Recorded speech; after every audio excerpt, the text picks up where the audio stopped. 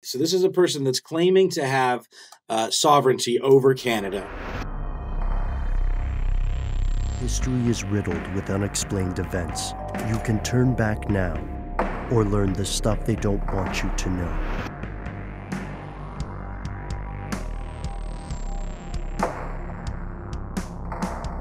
This one I found on Vice World News, and it is a QAnon story. Another poop story. All right. Out of yeah, it's its own kind. Yeah, it's definitely pretty grimy. But this one is from Canada, and I never really thought of Canada as being necessarily swept up in all of this stuff, considering that it revolves around, a president of these United States, and not, anything directly to do with Canada, but, it takes all kinds, and it really represents something much larger than the president himself. If anyone needs a refresher, QAnon is a giant, mimetic ball of conspiracy, meme, internet vitriol, fake news, shared collective psychosis involving a cabal of pedophilic cannibals out to wreak all kinds of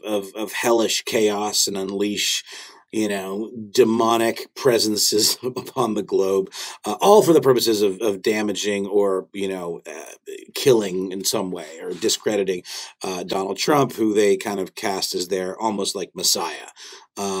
Q being sort of a central figure. A lot of their information took place in these drops, these Q drops or whatever, and still unclear as to who Q actually was. Every time we bring this up, I always reference our buddy Jake Hanrahan's incredible podcast, Q Clearance, which I believe there are 2 full seasons of now on the iHeart Podcast Network. Really, really great stuff.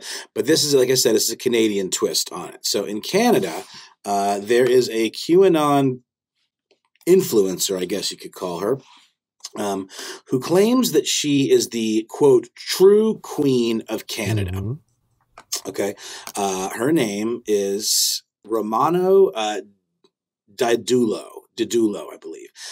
She is, in fact, not a native born Canadian. She is a Filipino immigrant based in Victoria, British Columbia. Her exact age isn't known, but she is probably, from the look of this person, somewhere in her 50s to early 60s. Someone who there is very little, if any, public information about, not social media presence, not LinkedIn profile or anything like that, until this person kind of really just rocketed into the stratosphere of Trump-related QAnon conspiracy movements over there in Canada.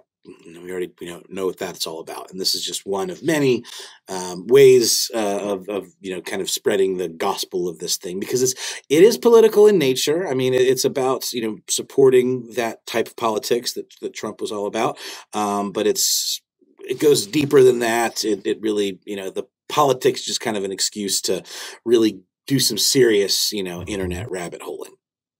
So. This person, Romana, who has around 70,000 followers on Telegram, which is their social media platform of choice, which is an encrypted kind of peer-to-peer. Well, it's like it's like WhatsApp or any chat kind of app, but it is encrypted. So it is something that a lot of folks that maybe don't want to be broadcasting things out to a wider audience, that want to have their things a little more focused, to specific people with specific interests who they know are quote unquote safe.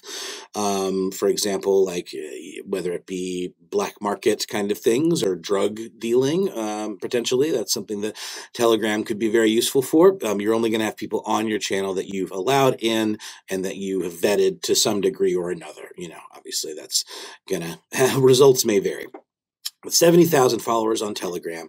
And so the whole sovereign, queen of Canada thing is sort of the big rallying point. So as part of that, Romana made quite a few decrees, royal decrees,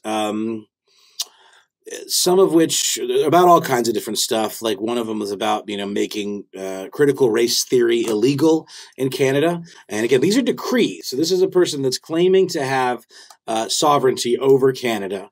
And these are royal decrees saying that this is law. So anyone that follows her and believes this idea that she is secretly controlling all of Canada from behind the scenes, takes these as proclamations of real things. These aren't just like, the 95 Theses or whatever. This is law. I decree this. So, like I said, one of them, pointing to the politics, is about critical race theory and it being illegal.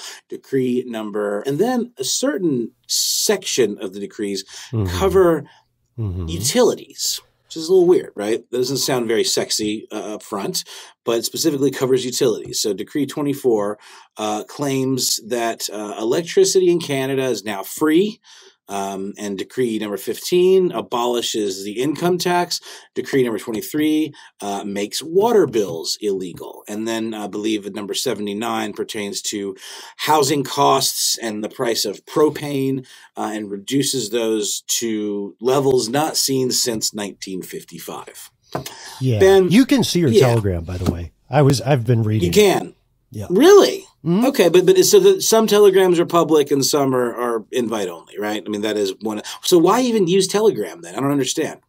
Well, in this case, these are statements that she's just making publicly, but they're also encrypted group chats where you could plan stuff like doing a freedom convoy, for instance. So that's the value add for Telegram. We are fans of encrypted communication. I think it's important. But if you read this is how I learned that I think she declared herself the Queen of Canada in January, I want to say. And Noel, didn't she also get, before this other statement, didn't she also get in trouble with the Royal Canadian Mounted Police on some previous stuff? Ben, I don't know if I saw that in the article that I was working from. So why don't you give us the rundown on those, if you don't mind?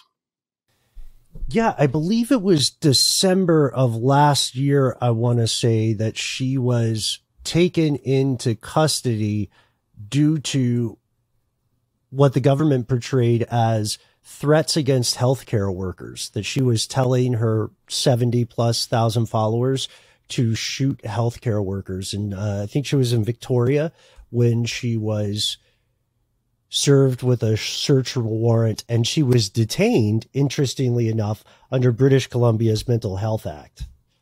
Holy cow, Ben. I didn't find that source, and it wasn't covered in the two articles that I looked at. This seems to have tendrils that reach farther than I even realized. Where did you find that bit of information?